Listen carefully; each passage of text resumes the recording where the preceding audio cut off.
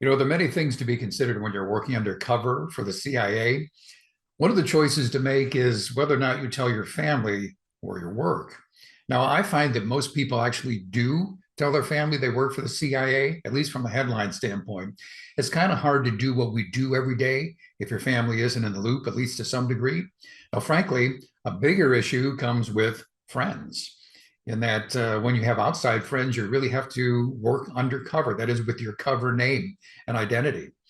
And I see that over time that many CIA agents slowly let go of those outside friendships and develop more inside friendships within the community, just because it's easier to work with and more relaxing.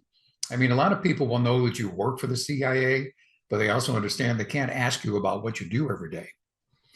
Now, people also wonder about how we operate in a foreign environment. I mean, we're walking around with a billfold stuffed full of cash, copious amounts of cash that we're keeping with us. The answer is no. We carry a normal amount of cash and we do have credit cards.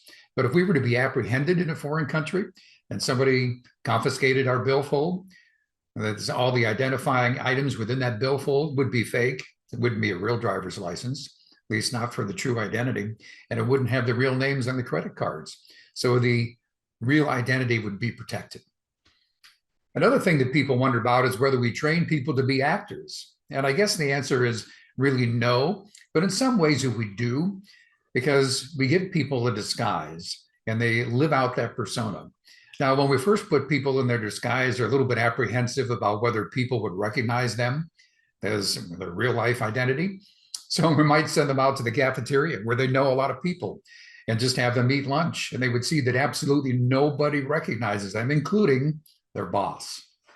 Basically, you become that character and the real person doesn't exist. You move into that new person's persona. You're really filling out your disguise. Another thing people wonder about is where we find CIA agents. We do a lot of recruitment. We run ads in various media. We're doing job fairs at college campuses. We're a lot of different places. Now, oftentimes we don't necessarily advertise that you're working for the CIA. For example, one of our ads says, work overseas for the US Navy, sort of protects the CIA identity. But we do a lot of recruitment because we need a lot of talented agents.